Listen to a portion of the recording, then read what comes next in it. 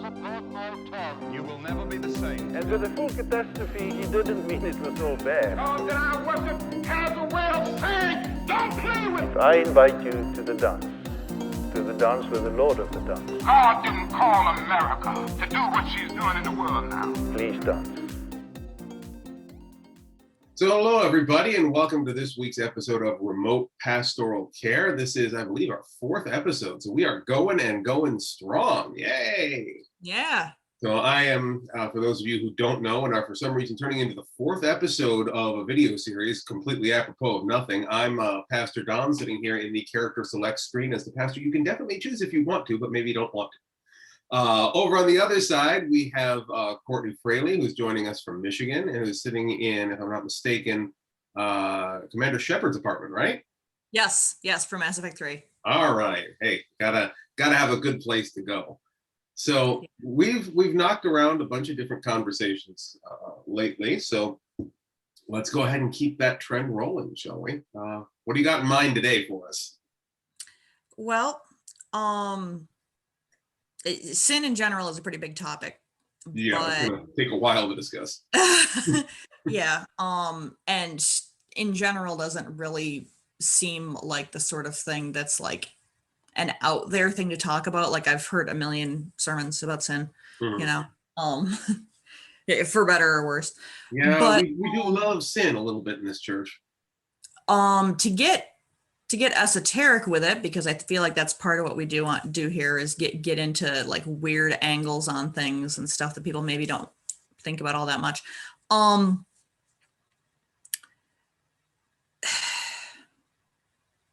Trying to think how I want to phrase this. So people talk a lot about God's plan. Mm-hmm. The ministry and the church and Christians talk a lot about God's things being in God's plan. Well,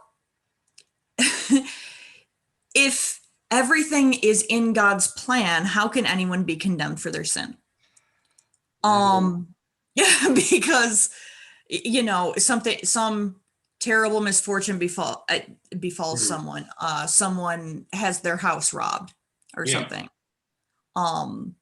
And, the platitude that they're given by their church friends is, it's all part of God's plan. Okay, well, if it was part of God's plan, why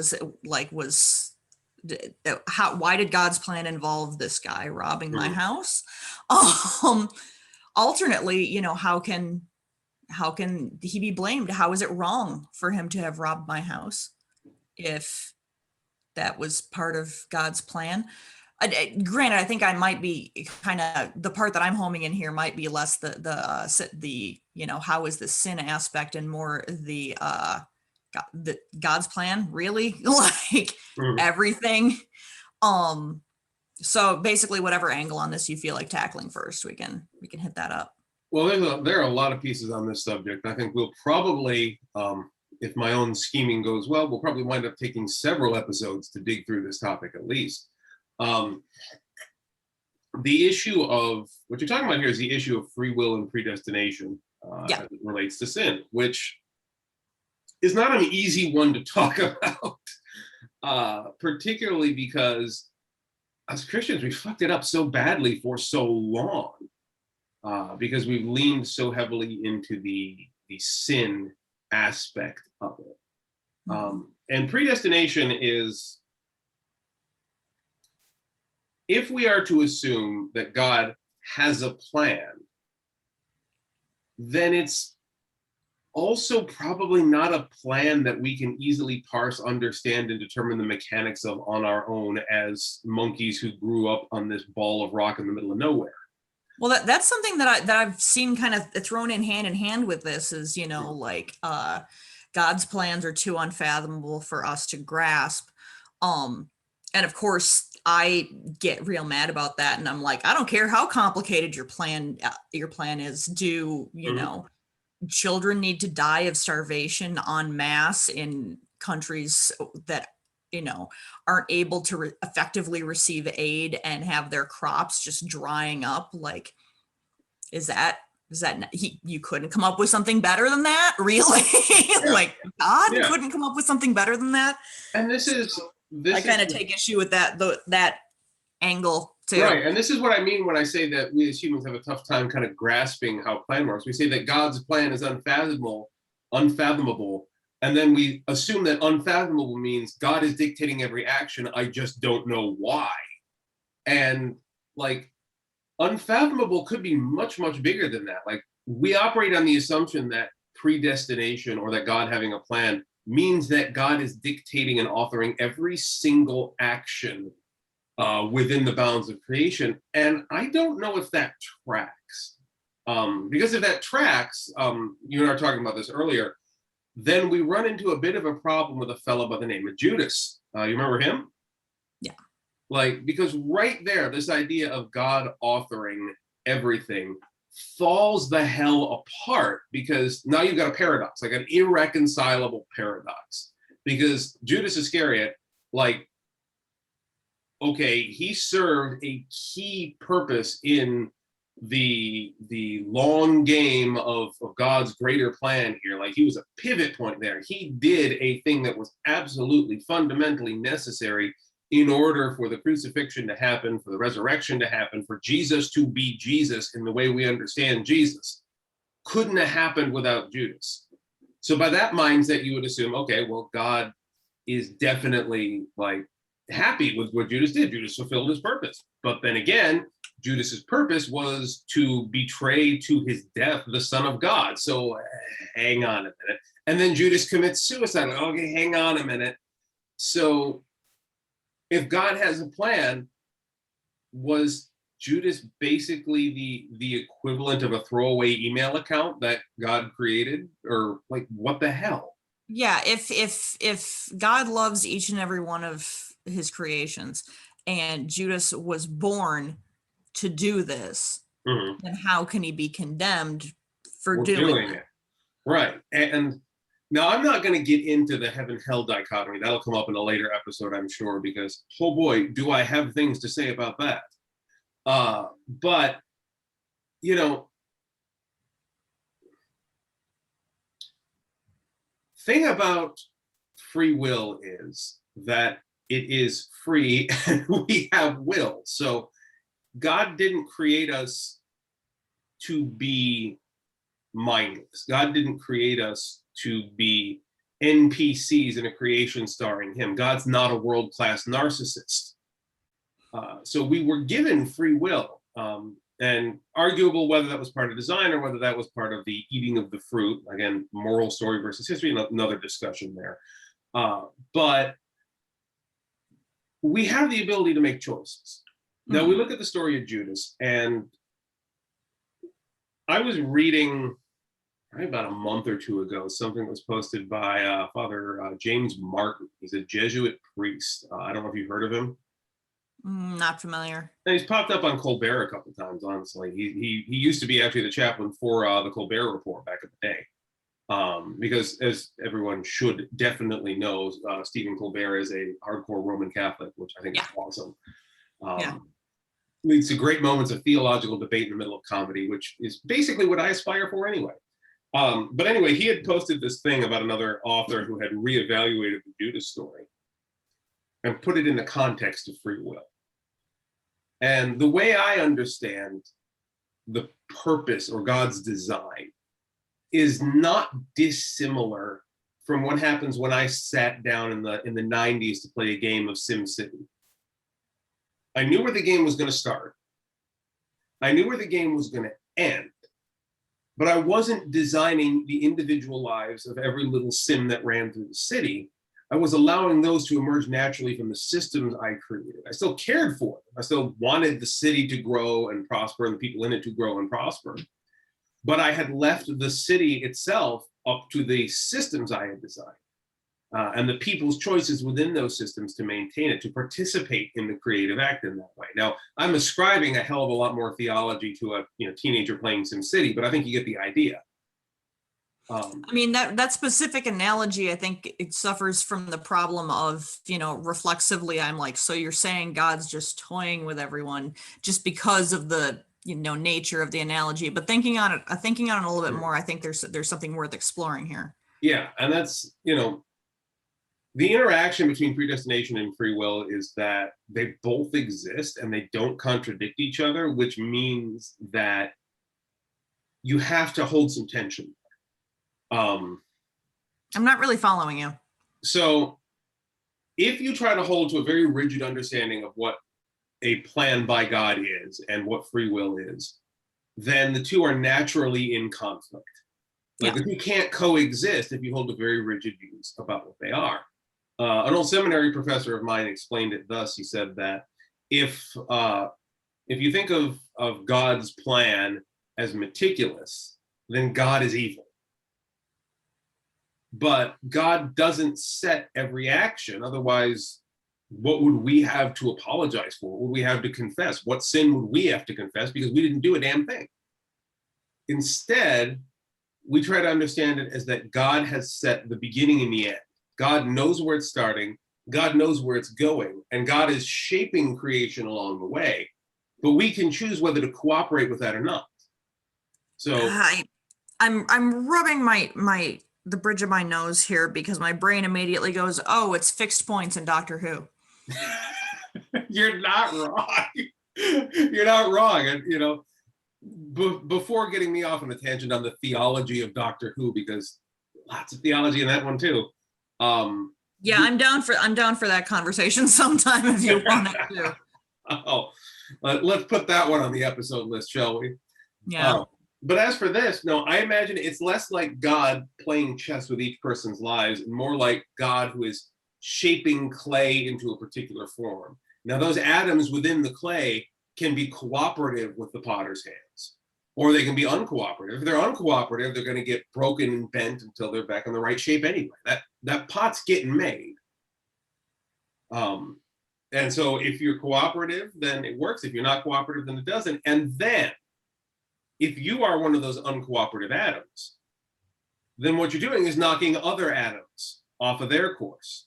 And they may be wanting to be cooperative. They may be doing everything in their power to be cooperative, but they're still getting knocked off course and getting bent and bruised and then forcibly reshaped, because that's how sin works. Sin, when we talk about it, is an artifact of free will. It's a bad choice that you make, which is what I call lowercase s sin. And then there are the bad choices that have been made by others that affect us down the line, that roll through time, compounding down through causality, cause and effect, like a feedback loop, like Morgan Bateson in a Reliant class vessel barreling down the stretch until he runs over an Enterprise. Did I actually make a Star Trek joke you didn't get? Yeah, I haven't seen as much Star Trek as you have. Old school TNG reference. I'm sure so. Really? And now that I'm impressed that I missed. Morgan Bateson, Kelsey Grammer, the Starship Bozeman, Cause and Effect, the time loop episode. Oh Lord, I haven't seen that one in forever. Oh, one of my favorites. A good episode though. Yeah, anyway. I love an episode that ends with Captain Fraser Crane. I mean, come on. But yeah, so that's basically the other half of sin, the capital S sin, which is somebody kicked a rock at the top of the mountain and I'm down here at the bottom looking at an avalanche and there ain't shit I can do about it but hide. And I'm still getting crushed. That covers a lot of your everyday questions about the nature of the interaction of free will and God's will, as it were. Yeah. But again, then you're left with specific situations that are intrinsic to the Bible, like the Judas paradox, the whole issue of if you are supposed to do a bad thing, then is that something that's sorry, my daughter is mostly taking this over. It was just sitting on the bed and with the conversation. No, if I had one, I'd be playing with it too. But no, I see what you're asking. And let's roll it back to Judas. He's a good example for this one, honestly. The assumption that a lot of us look at Judas with is the one we've talked about earlier, which is either God predestined it or God didn't, for Judas specifically. The argument that I was reading about in the guy that Father Martin posted argued that God didn't necessarily plan Judas particularly to do it.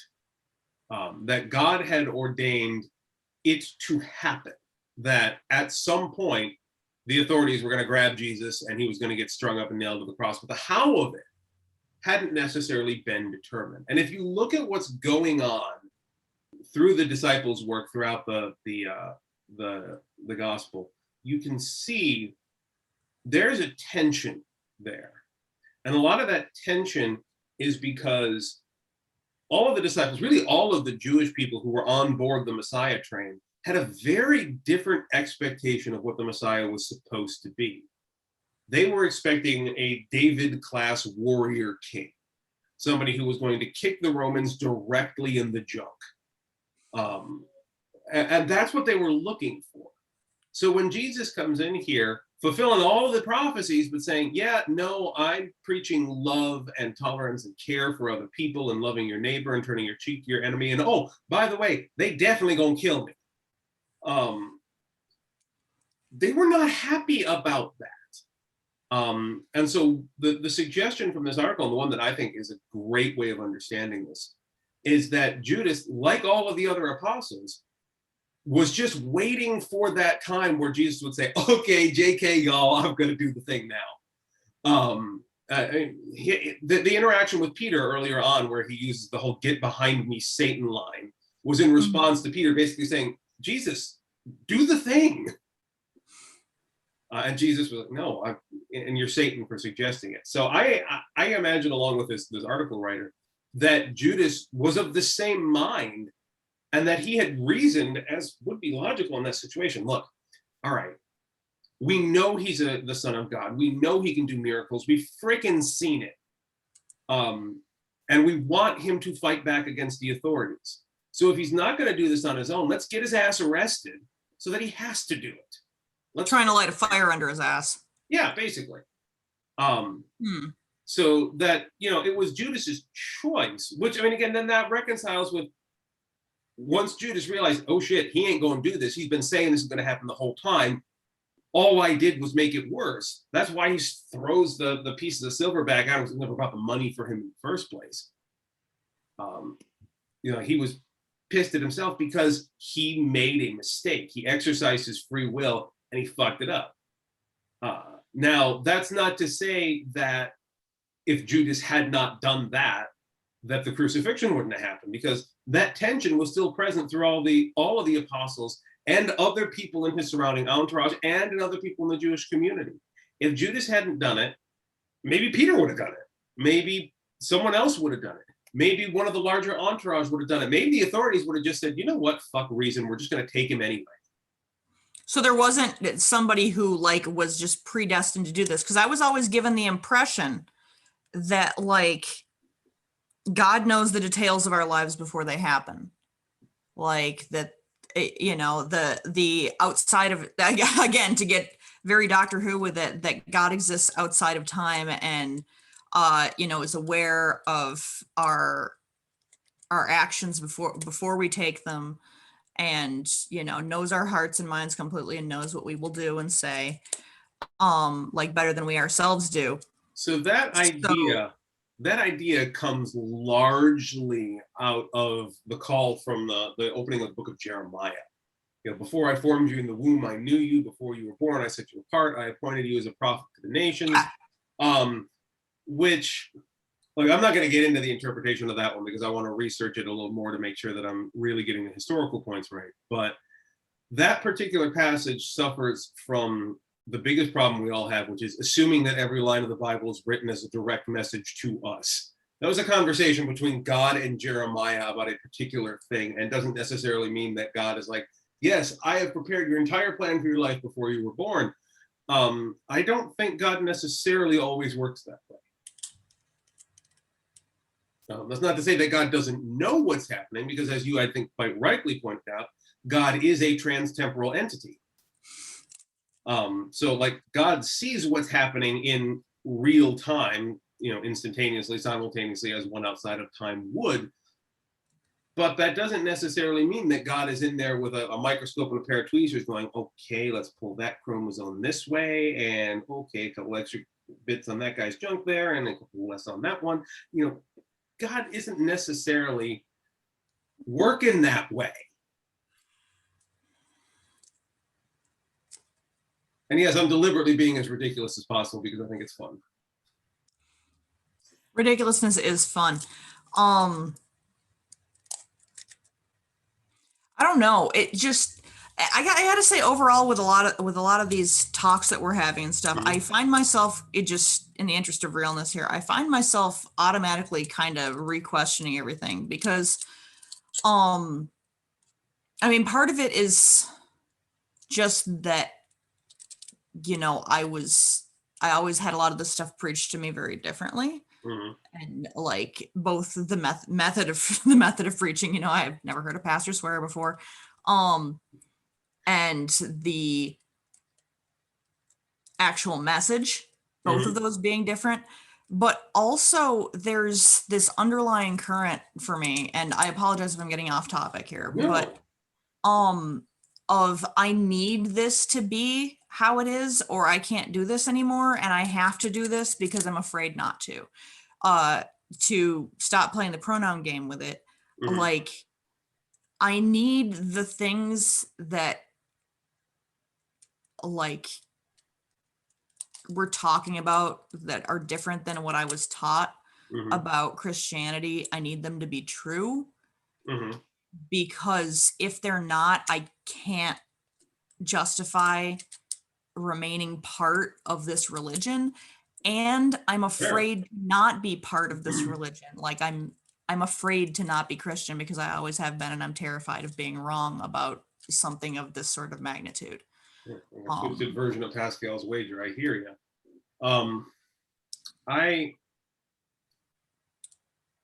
It's tough, you know. First off, I don't want to put myself in a situation where I'm comparing myself to Jesus. But I think it is worth noting that I can save your rump a little bit on that one. I was in my very much more traditional than this Christian upbringing was basically taught that it's sort of a pastor's job to be like the teacher as much as they can. I try to emulate Jesus as much as possible, thus the beard. And the extreme whiteness, because hey, I grew up with white Jesus. No, but I don't want to actually compare myself to Jesus. But the truth is, you know, the message of Jesus when that was brought to earth, people came to it because they wanted it to be true. They wanted this message of love and peace and care for other people to be who God really was, not the bullshit they were encountering from their religious leaders at the time. And what do you know? It was the case. But over a couple of thousand years, we have become the thing. And now most of us Christians in our Christian environments and in Christian leadership, we have become the bullshit. And, you know, I firmly believe that, you know, I was just having this conversation with someone not too long ago, this category of people that have been called the nuns, the people who have left the church but don't ally themselves with any religion, but still feel an interest in God. They just don't want to ally with Christianity. I hate that term, by the way. So many of those. Ally? Huh? I said what? Ally? No, nun. I hate that term. Because that's the nuns is how it's described, the people who still feel an interest and a love for God but left the church. And I believe that tension right there, that I want to love God, but I can't buy into what the church is saying. I want this to be true. I want to know that God actually cares. Like, that is actually what the heart of Christianity is right there. Not any of the other crap that's been laid on it before. That is a desire that people have to know God and be known by God. And that is what is that kernel at the heart of a true and really righteous faith. So I want to, having heard that, I want to uplift that in you, because that means that you do have faith. And as I've told you many times, you've got a bigger and better faith than most, even though you're constantly grabbing on it. You keep saying that, but I really very much find myself in a situation where I feel like my faith often feels like a farce because it feels like it's lived a lot for other people. Mhm. Like, I don't know.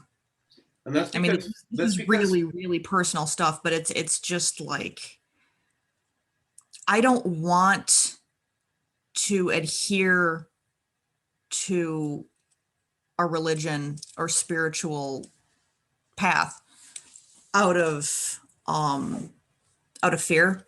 Mhm. And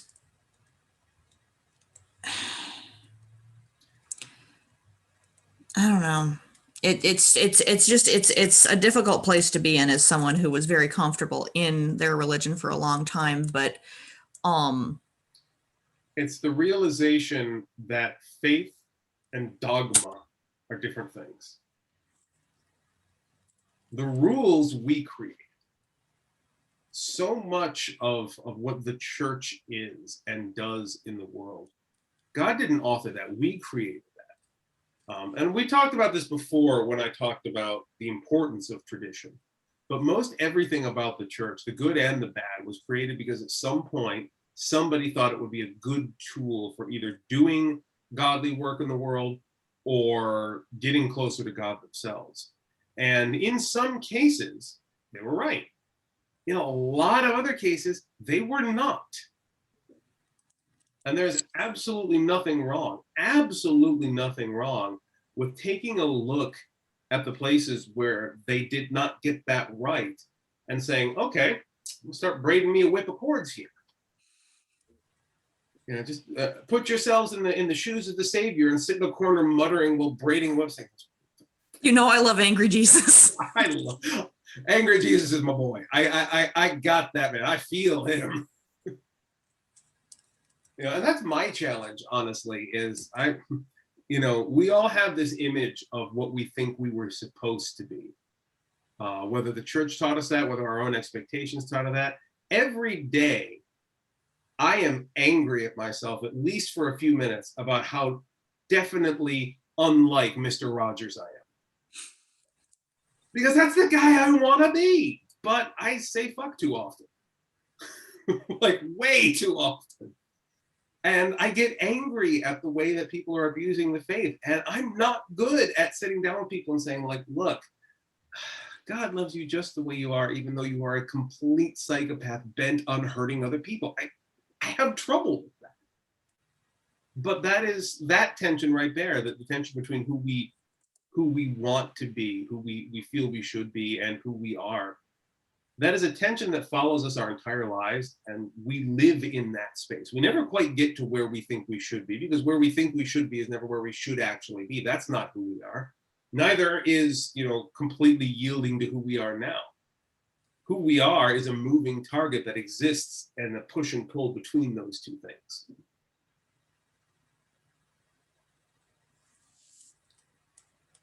Sorry, I went off topic there a little bit myself.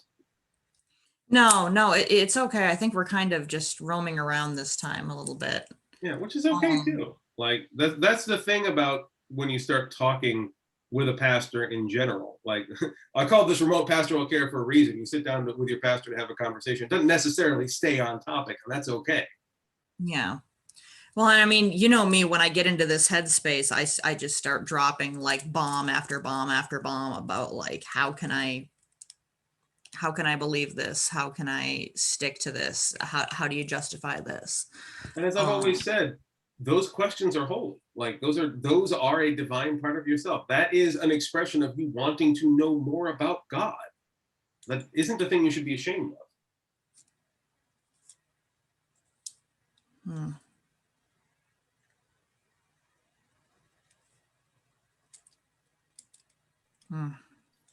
I don't know.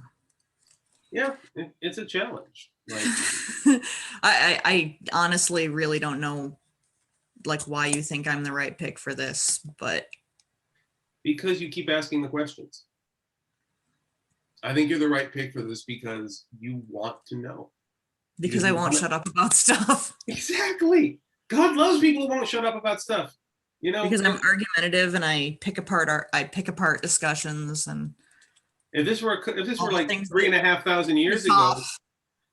if this were 3,500 years ago, you wouldn't be sitting on a YouTube channel talking to your pastor. You'd be called a prophet. And you'd be screaming at people in power. That's what it means to serve God, is to want to ask the questions and to be willing to do it.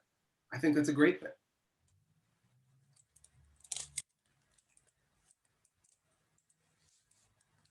So I think we've got a bit of a shorter one here. Do you want to call it for today? Yeah, I got no problem with that. They don't all have to be 45-minute monstrosities. No, they don't. I'm thinking next week we may have at least one guest star, may possibly more. I'm looking at putting together a couple of visitors. We have a real fun conversation next week. Hopefully I can figure out what about. But hey, if nothing else, if we get enough people together in one call, it could be very interesting anyway. All right. All right. So if any of you have stuck around, thanks for sticking around. And apologies as always. You know, some apologies, sure. But also, I feel we should be unapologetic about exploring our faith and unapologetic about being who we are when we do. So, you know what? You don't need to be subjecting the internet to me, though. Seriously. If I'm subjecting them to me, I'm dragging your butt along too. They're going to get both of us. Get it double barrels, all right? All right. So for those of you who stuck around at the end, again, thanks. You can check out this and all the other episodes on the YouTube channel or the podcast stream. Most importantly, come join our Discord community, which is where we're living into this as a church. It's a fun place to be, even when it's not, because we talk to each other and we bump heads and we learn about God together. So come join us there. You can find all the links to that on the website, which are down there in the description. If you are on YouTube, if you are on the podcast channel, it is down there in the description. And you didn't see me gesture because this is not a video for you. So, you know, that's how things work. In the meantime, you know, I hope you all have a good week. I hope you join us for some stuff. And no matter what you're going through, just know that I'm thinking about you. I care about you, and God's with you too. So take care. Later.